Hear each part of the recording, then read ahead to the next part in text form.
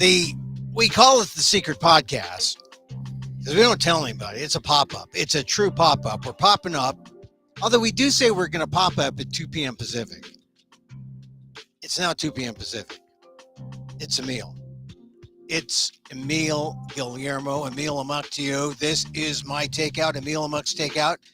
My takes on all things considerable. Hi, everyone. God, I've been having some late nights and early mornings and writing about, well, the president, his immigration stuff. Going to talk about that today. Mostly talking about Juneteenth. Yesterday's show, 7:01, I talked about Juneteenth, the significance about Juneteenth. I'm going to talk about it again a little bit today because we're coming up to the holiday and a lot of people don't know why they're getting the day off. I'm going to give it a little Asian American twist today. Juneteenth, why I call it Chin-teenth. It's important. It's not an appropriation thing. I'm not appropriating it. I'm acknowledging justice delayed, with the army going in and telling the slaves in Texas, hey, you're free. Can you imagine that 2 years, almost more than 2 years after slaves were freed? And so I honor that, but I also honor that something very, well, probably the most heinous, how about the most important Asian American hate crime in our development or our evolution as an Asian American community happened on Juneteenth. So we'll talk about that. But the big news today is the immigration plan or the immigration proposal of President Biden. I want to hear a little bit from him because it's big. And then also, hey, I want to talk about briefly now the World Series of Comedy. It starts on June 19th, Juneteenth, tomorrow night. The Seattle satellite takes place in actually the Tacoma. Forgive me. The Tacoma satellite takes place on 6th and Proctor at the Tacoma Comedy Club. They're 6th and Proctor. They're a club there. And I'm going to be in it. So if you're in Tacoma and want tickets, if you're watching me now on YouTube, go to VIPtickethub.com/Tacoma tickets. That's VIPtickethub.com/Tacoma tickets. Use the code word GIVE and you can get a substantial discount on your ticket. I think it'll end up costing you something like $13 to $15 instead of $30, $35, something like that. It'll be like $13 to $15. So use the code word GIVE. You got to go to VIPtickethub.com/Tacoma tickets and pick the date, June 19th, 7:30, 6th and Proctor Tacoma Comedy Club, World Series of Comedy. That's when I'll be doing my 5-minute set. I'll be one of 16 comics on Wednesday. If I bust through that, I'll be appearing Thursday night or Friday night. And if I bust through that, I'll be appearing Saturday night. So keep VIPtickethub.com. If you happen to be in Tacoma, use the code word GIVE and you can see me live if you happen to be up in Tacoma. If you're not live, if you're just, want to live stream, see it online, you could do it pretty inexpensively. Use the code word GIVE. Go to that same VIPtickethub.com/Tacoma tickets and pick live stream, and then you pick the price. It's sort of like passing the hat, or although you do it before you actually see the site, but you can put down, I donate $1, I donate 15, I donate whatever. So it could be as low as $1. So check that out. So like I said, Wednesday is the key live show in person or live. If I bust out of that, I'll appear Thursday and Friday, or Thursday or Friday. And if I bust out of that, meaning, I qualify, score high enough, I'll be on Saturday night. So it should be fun. I mean, you do this to make things interesting, fun, competitions. It's what makes the capitalist world go round. Albeit it's kind of a motivating fact. It's fun. We'll see what happens. Anyway, that's the World Series of Comedy. All right. And now, I didn't get my swish ready. And I got to be careful because if a different sound will come up if my swish isn't exactly ready. There, I got my swish ready. My transition swish. All right, so officially. So Joe Biden has done something pretty interesting. A week before, just a little more than a week before the big debate, first debate with the former president, Donald Trump, he's kind of putting immigration here on the table as the topic worth discussing. And I think it's a smart move because immigration has come up. It's like number 3 now on the list of things that are important to voters, according to some new polls. Number 1, people are saying that democracy, yes, is important. Number 2, they're saying, yeah, inflation, the economy, that's next. So it's the democracy stupid is prevailing over it's the economy stupid.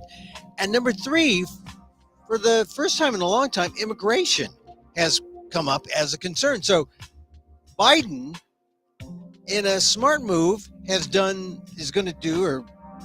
he's going to do this executive action that is going to rival what Obama did with the Deferred Action on Childhood Arrivals, DACA, the Dreamer plan, that protected the dreamers. Now, what Biden wants to do is he wants to protect the spouses of people who are citizens, those spouses who may or may not be documented, may have come here illegally, may have overstayed a visa, maybe have come here legally but overstayed. Whatever the circumstances, it could affect something like, we talked about it yesterday, it could affect maybe 500,000 people, 500,000 spouses, maybe more. And it's not necessarily all Hispanics. There's some Asians in there, some people from Africa, anyone who had a visa, student visa, travel visa, overstayed. Filipinos love those things, and they overstay, and then they marry someone, and they become a spouse. Now, here's the thing that we reported this yesterday because leakers were out there reporting to the press, and they talked about a parole in place program, a PIP, and I wondered, well, what exactly, what is the big deal? Because I wasn't even sure if people who had, no papers, I thought by marriage they would be qualified. But here's the thing. There are all these rules, all these different programs. And what this new program will do, it sets a parole in place idea where if you've lived in the country for at least 10 years, you qualify. And many of these people have lived here many more than 10 years, like 23 years is sort of the average, I think. I heard someone say on the news today. So the key thing is, if you applied before, you were forced to leave the country to wait before your case was called up. That's what makes this a different plan. That's what makes this an important breakthrough, because you're saying you're allowed to parole in place. You can stay where you are. You don't have to go back to Philippines, Mexico, wherever, Venezuela. You can stay right where you are. And a lot of people miss that. A lot of people don't know the importance of that. And that's why I call this Joe Biden's family reunification plan. And that's why today, during his press conference, when he mentioned, look at the immigration plan of my predecessor. He's talking about CFDT 34, convicted felon Donald Trump 34 guilties. Because if you look at what his plan is, his plan would be, or his actions toward immigrants would be to take their babies away from them at the borders, separate families. And Joe Biden clearly is saying, hey, I want to keep families together. This is a concept in immigration that was always a staple of immigration plans in the 60s and the 70s, the idea of family unification, because there's always some kind of rule that either brings together older brothers and sisters or separates older brothers and sisters, or, there's, where you were in the pecking order determined if you had to go back or had to wait or could come immediately. I mean, that's why it was a significant thing when, Donald Trump took away babies from their mothers at the border. That was just unheard of. And people who followed the immigration story saying, what about family unification? What about family togetherness? And that's what Joe Biden did today. He essentially said, I believe in family unification. I believe in families together. And if you've been here 10 years and you have an undocumented spouse, darn it, you don't have to go back. You don't have to go back to wait for your hearing date or wait for papers, because you know what happens then. I mean, that's not family unification. That's almost as bad as taking a baby away from a mother at the border. So kudos to Joe Biden for figuring that out and saying, hey, I can deal with existing law. I could deal with existing, he doesn't have to create new law. He's going to get challenges in court from people who say this isn't fair, but it is fair. The laws are already in place. And in fact, basically all it says is 500,000 spouses don't have to go back to their country of origin. They can stay right here if they qualify. They've been here at least 10 years. They're married to an American. They can do parole in place, stay here, and go through the process. Family stays united. That's basically the plan. And the Republicans have no answer. I heard a Republican try to say, oh, it's not very good because, they're undocumented. They're illegal. They're undocumented. They're illegal. No, they're undocumented. No, they're illegal. And this doesn't do anything. I mean, it doesn't improve the numbers of people we deport. That's not the goal. The goal is we only deport people who, if they don't qualify to stay under other different plans, then you deport them.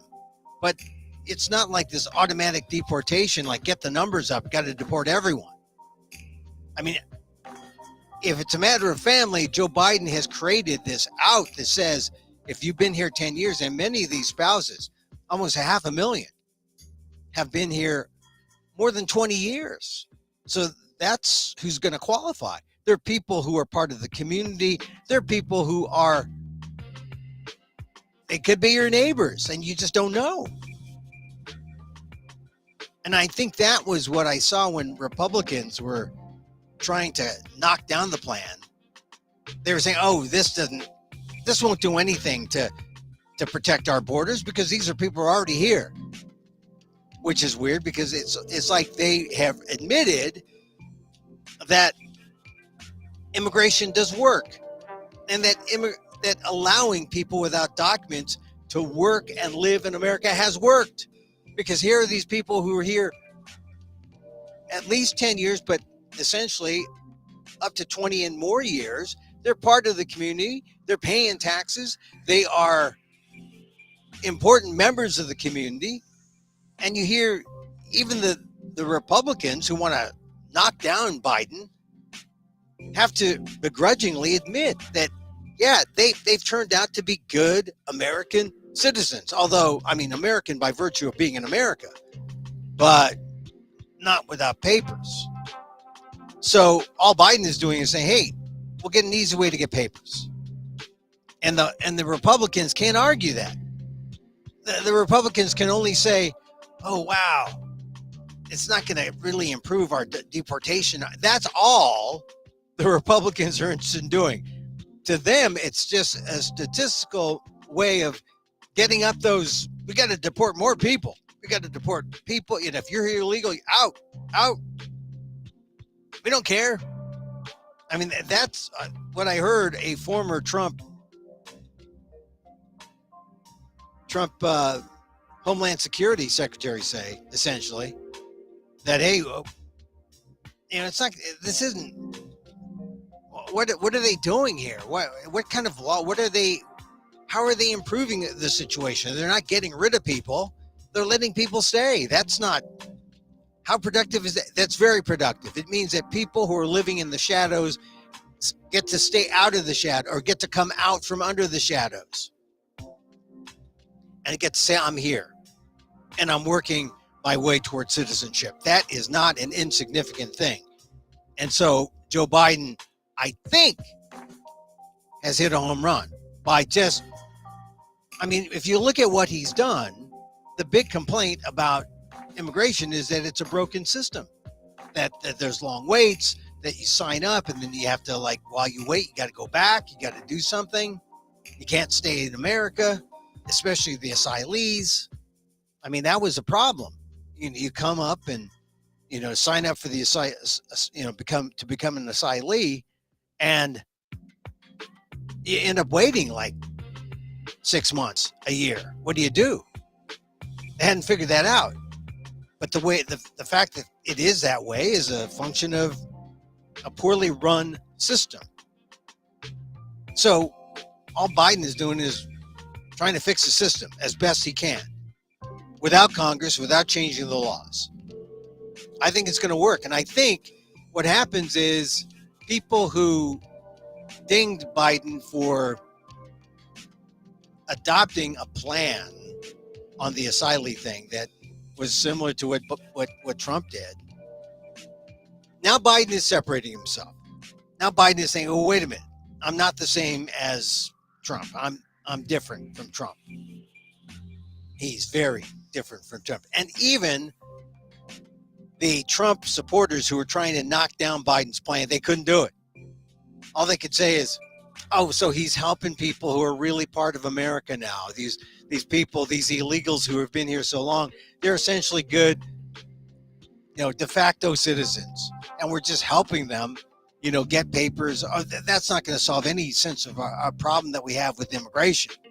We got to deport people who shouldn't be here, and they're not contributing, and they're, always looking for that divisive angle.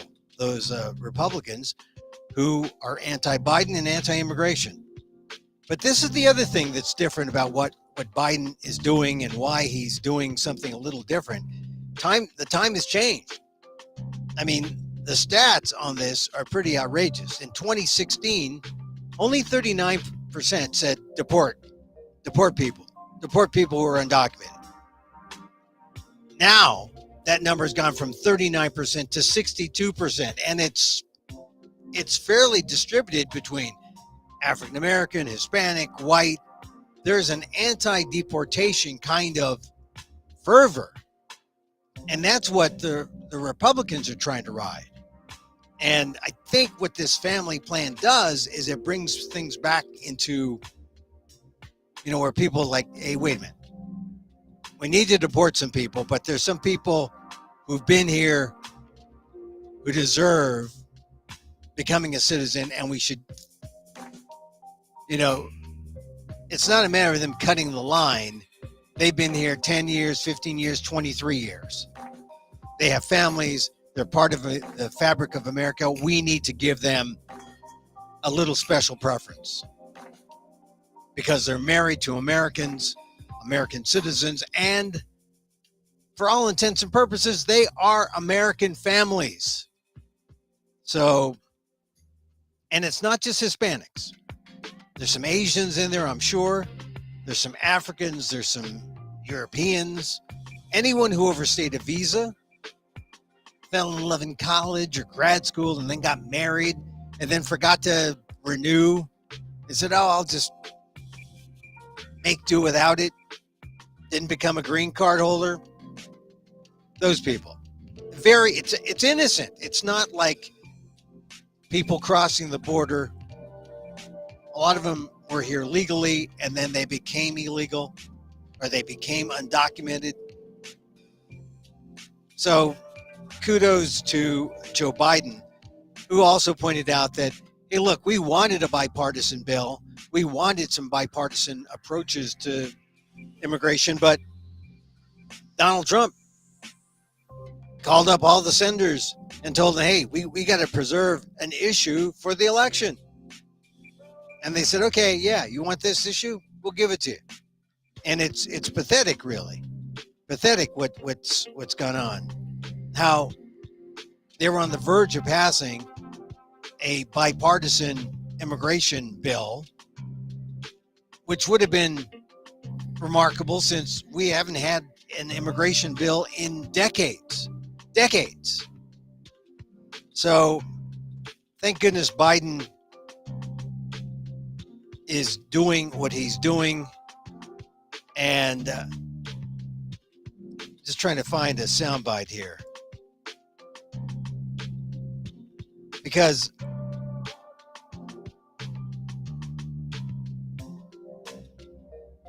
see here, Biden knows he's really walking a fine line, because there's so many people who are so anti-immigrant and want to deport.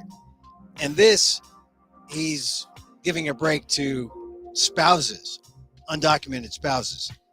Here is his pitch to America. Can both secure the border and provide legal pathways to citizenship. See, it's always about securing the border and providing that legal pathway. We have to acknowledge that the patience and goodwill of the American people is being tested by their fears at the border. They don't understand a lot of it. These are the fears my predecessor is trying to play on when he says immigrants. And his words are poison the blood of the country. When he calls immigrants, in his words, animals. When he was president, he separated families and children at the border. And now he's proposing to rip spouses and children from their families and homes and communities and place them in detention camps. He's actually saying these things. It's hard to believe it's being said, but he's actually saying these things out loud. And it's outrageous. Folks, I'm not interested in playing politics with border or immigration. I'm interested in fixing it. I said it before.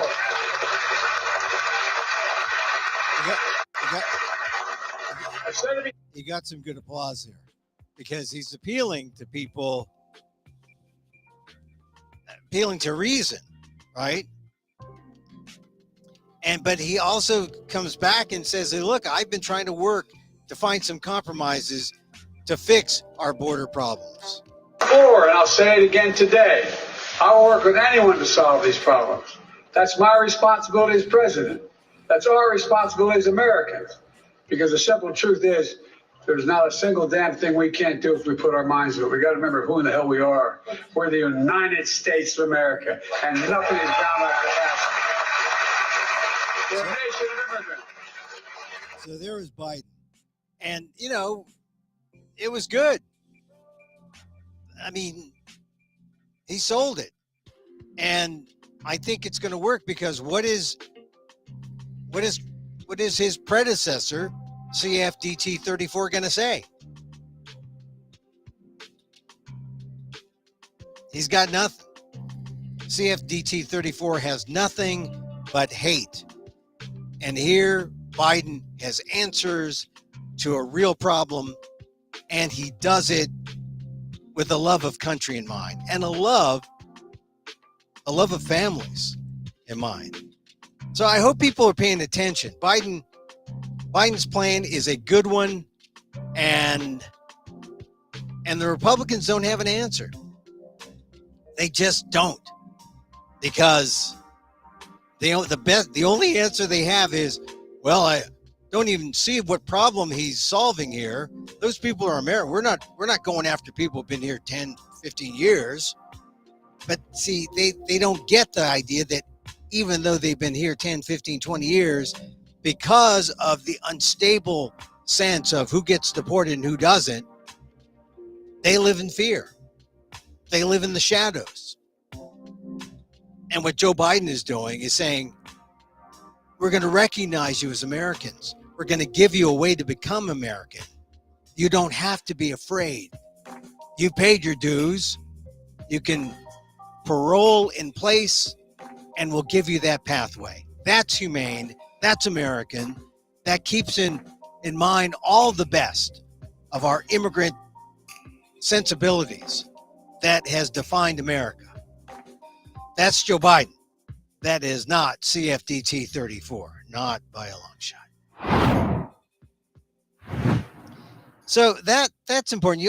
We heard a little bit about that news about the immigrants last night because it was leaked, and then all today, and we saw the president's speech. He's going to do it by executive order, and it's still going to be challenged, just like DACA has. But the other thing he announced, he said he's going to make it easier for DACA people who've been through the program to get work permits, because they're waiting. They're waiting to get work permits, or they're waiting to see what the legality of that program. They're in a kind of limbo.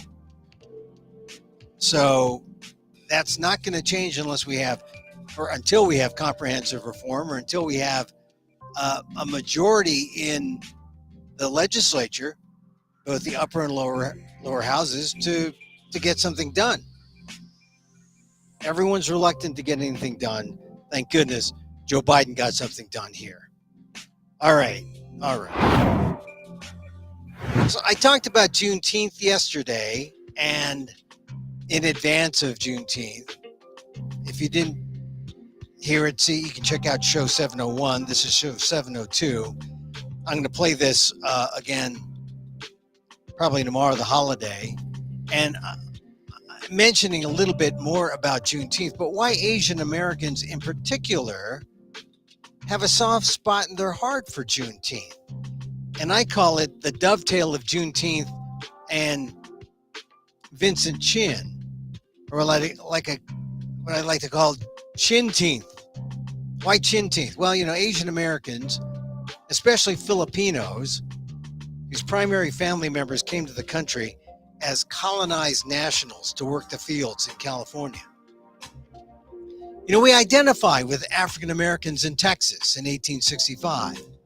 The Texans lived as slaves for 2 years longer than they had to, even though everywhere else black men and women were free. Some Filipinos, though, never are freed from colonial mentality. So another reason why you might find Filipinos understanding what's going on with Juneteenth. But for Texans, consider Juneteenth. It's like being held back in school for 2 years, but worse. Or spending 2 extra years incarcerated when you should have been free, but even worse. That's the infuriation and the injustice of Juneteenth. As I like to point out every year, Juneteenth also brings out this idea that brings Asian Americans together with African Americans because of a coincidence in America's race history. The day finally ended for all of America, or the day slavery finally ended for all of America, Juneteenth, 6/19/1865. Well, Juneteenth is also the day Asian Americans suffered what is considered one of the most famous hate crimes in American race history. It's the Vincent Chin coincidence. Hard to believe there may be some people who don't know who Vincent Chin is. But even after 42 years, some people may have only a vague sense of Chin, the Chinese American who died in a Detroit hospital officially on June 23rd, 1982. But it was 4 days after an assailant struck Chin in the head with a baseball bat on June 19th, 1982. That's when Chin crossed paths with Ronald Ebens in a strip club in Detroit. Ebens, a white auto worker in an industry under siege by Japanese imports, saw Chin and his brain registered Japanese, even though Chin was Chinese American. I asked Evans about this in 2012, and he denies the racial subtext of the incident. It had nothing to do with the auto industry or Asians or anything else. Never did, never will. I could have cared less about that. That's the biggest fallacy of the whole thing, he told me in a telephone call. I mean, really? I'm just pure rage. He would have shown a white male at a strip club. Is that it? It wasn't enhanced because he saw an Asian face? Chin's friends who were there testified in court to the contrary. Said, yeah, this is how it went down. But Evans may have told me all that to lessen the racial aspect of the crime. It was anger, and it was murder. Still, Evans couldn't deny the most important fact. It was intentional.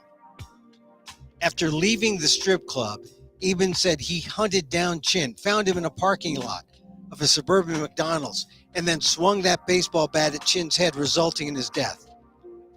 Now, 42 years after that day, Evans, 84, has never served time for the murder, nor has Evans, ordered to pay $1.5 million to the Chin family in a wrongful death settlement, ever paid much of that debt or any of that debt to the Chin family. Evans has avoided justice even when he knows he's at fault. I'm as much to blame, Evans admitted to me during one of several long telephone calls. I should have been smart enough just to call it a day. After Chin and his friends started to disperse, it was time to get in the car and go home. But he didn't. Evans and his stepson, Michael Nitz, got to Chin in that McDonald's parking lot, and as Nitz stood behind Chin, Evans swung the bat. I went over that 100, maybe 1,000 times in my mind the last 30 years, Evans told me in 2012.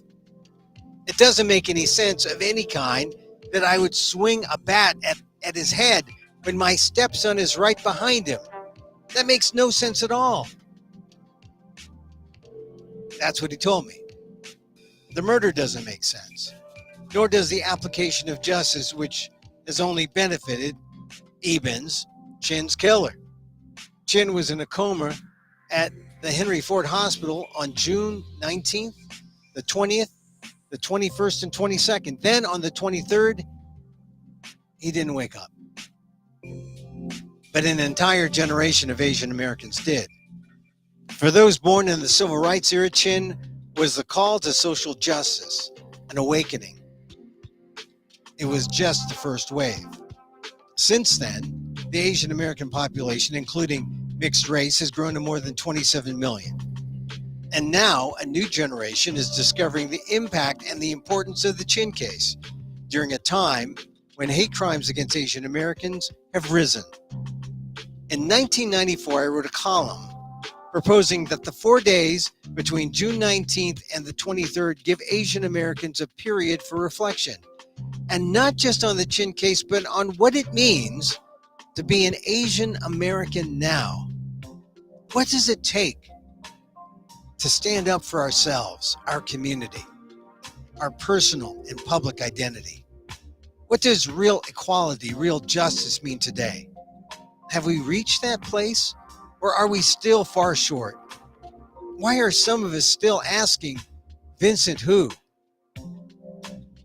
We may not get a federal holiday, but the coincidence of Juneteenth and Vincent Chin's murder gives us some time for reflection.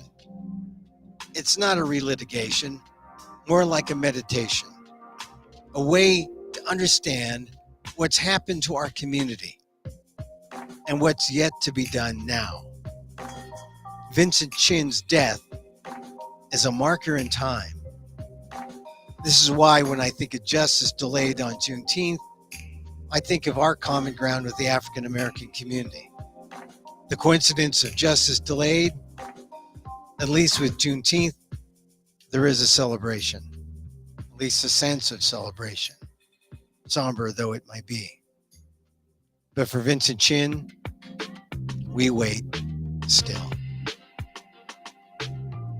So you can get that essay on the Asian American Legal Defense and Education Fund site, aldef.org/blog. sometime on Wednesday, on June 19th, your day off. And there will also be a link to the story, the interview with Evans that I did back in 2012. Really, it was just a matter of I just kept calling him, and he picked up and we talked. And I'll never forget talking to him because I wanted to be fair. You know, if you followed his trial, I mean, he was found guilty, then he appealed, and then he was essentially, because of double jeopardy laws, he was let go again. He was acquitted. So, and yet we know he did it. There's no question he did it. So there's always been, and the civil judgment was against him, which of course he's never paid. But it's always like, in some ways, still waiting for a sense of justice. Maybe the sense of justice is that he has brought the Asian American community, I want to say he's brought us together, but I don't know if that's really 100% true. It may have been true in the 80s and 90s, but it exists as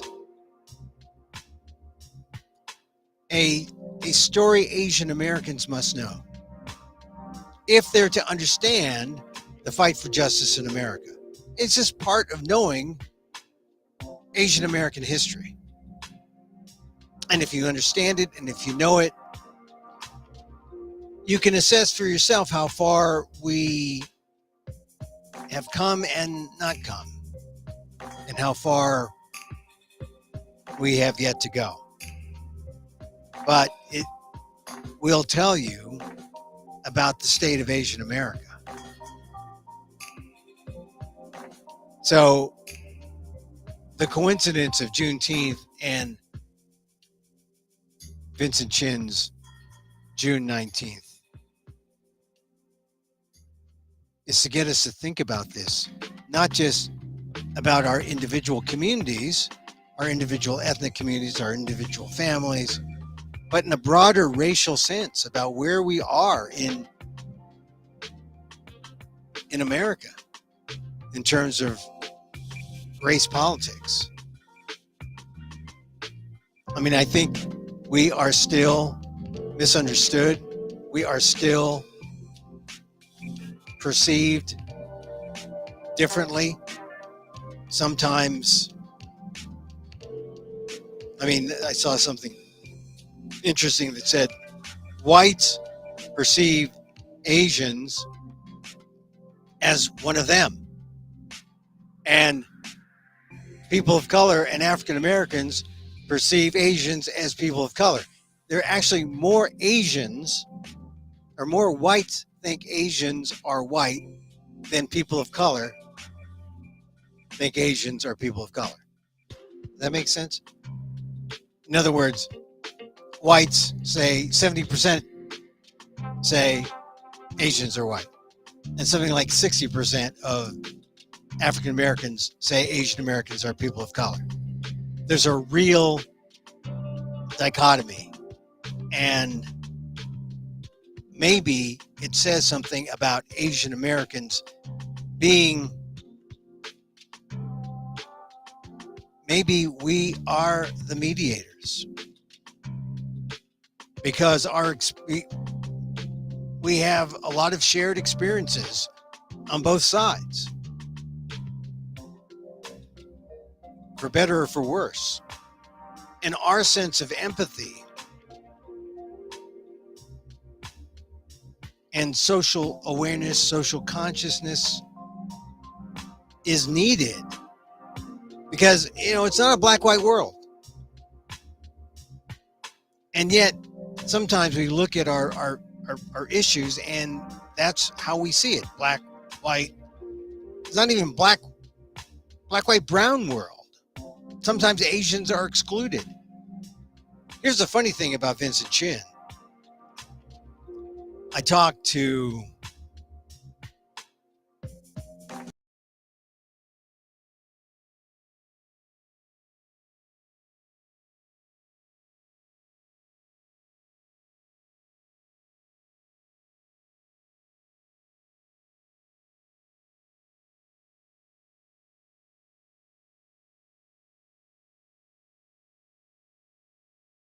one of the trustees.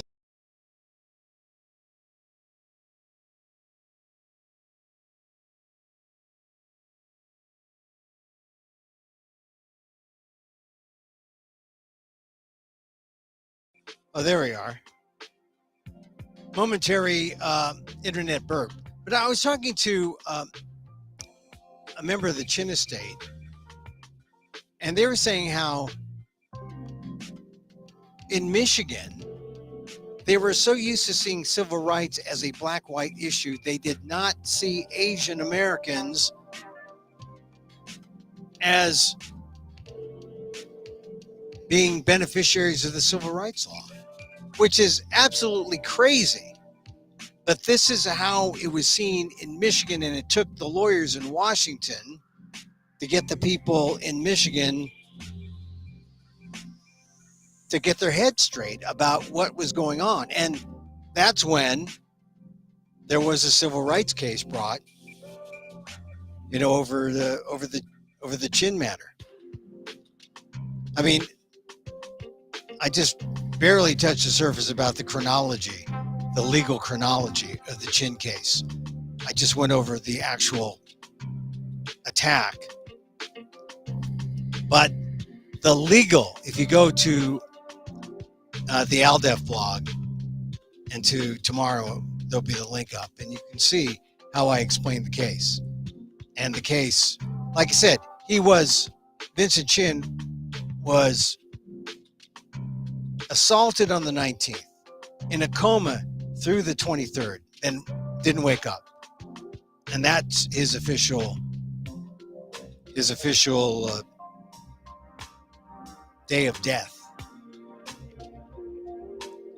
It was a long time people were hoping.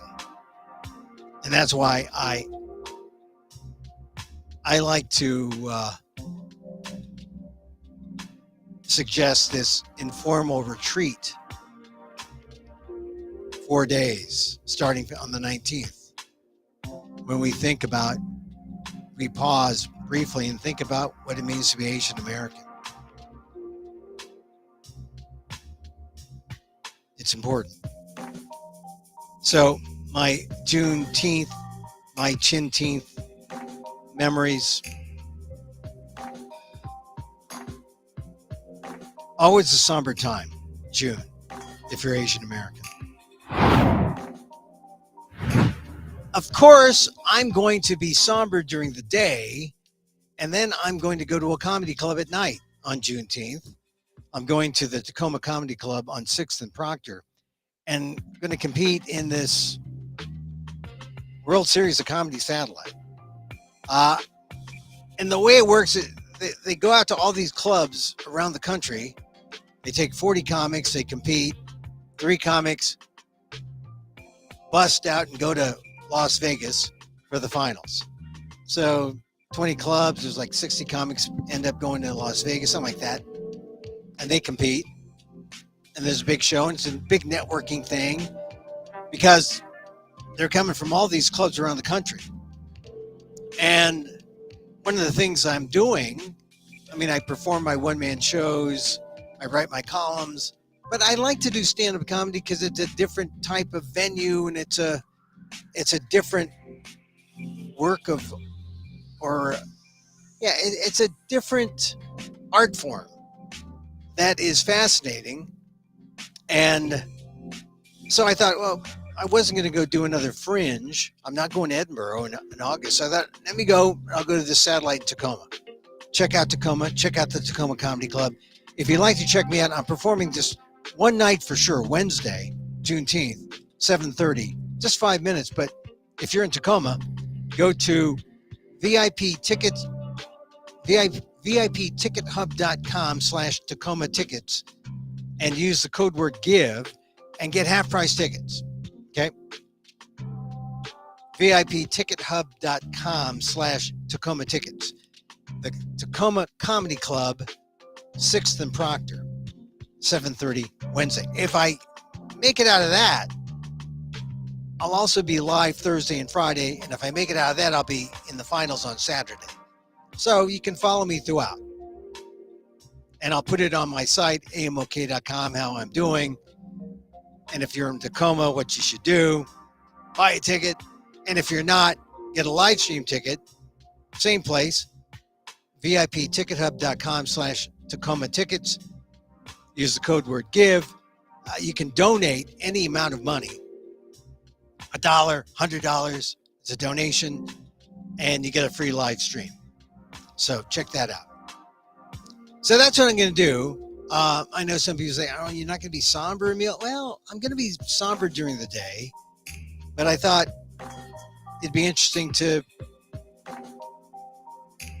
do the. I mean, it was a coincidence, the dates, June 19th, but I'm looking forward to it, and I hope you can see it streamed or be there live if you're near Tacoma.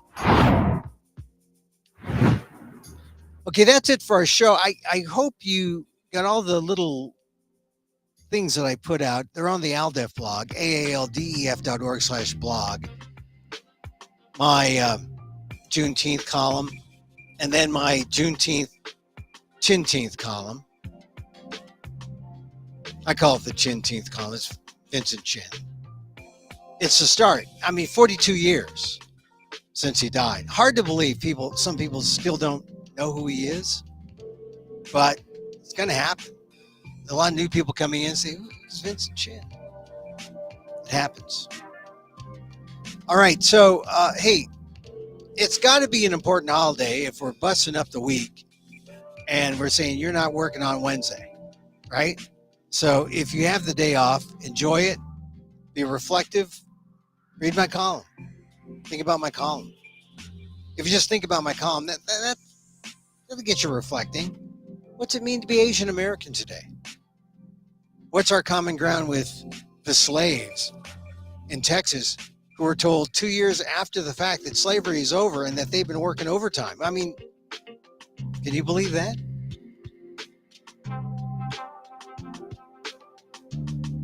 Reflect tomorrow. It's a big day for African Americans, for Asian Americans, for everyone. That's why it's a holiday for everyone. And I hope, I know most of the country is going to be in sweltering heat, but I hope you stay cool. And I hope you can take the time to reflect. You know, I like to finish my shows with a little meditation. And so I like to use a little loving kindness, where it's all about love, right? It's all about love. You send it out, it comes back. That's just the way it works. Like a boomerang. And so, as I wish for me, I wish for you. May you be safe. May you be happy. May you be healthy. And may you live with ease. Emil Guillermo here. Till next time. Mahal.